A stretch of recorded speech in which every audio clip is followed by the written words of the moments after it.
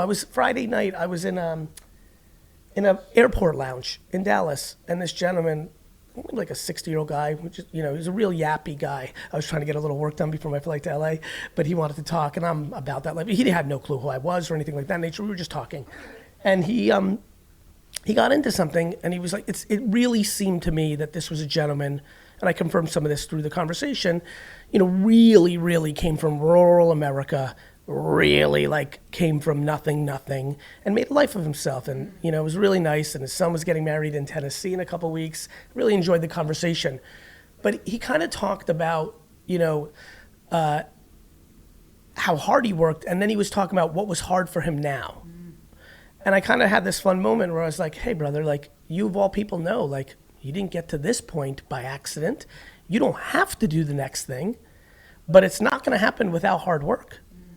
And so I think, I think people ask to be known, to get compensated for being themselves, to sell books, to speak, to sell things. It should be hard because 99% of the world works for someone else. Mm-hmm. Yep.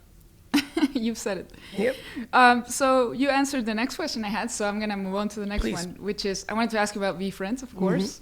I see you're doing so much, like, it's hard for me to keep up. Like, Yes. I missed, like, the plushies, like, Yes. I missed the He-Man thing, well, Yes. the Masters of the Universe. Yes. I call it He-Man too, by the way. Yeah. Everyone does. I mean, I grew It's up always with called He-Man. But yeah, It's always everyone been called it He-Man. He-Man. But Masters of the Universe, But very yeah. good. So I asked in the VFriends Discord, Yes.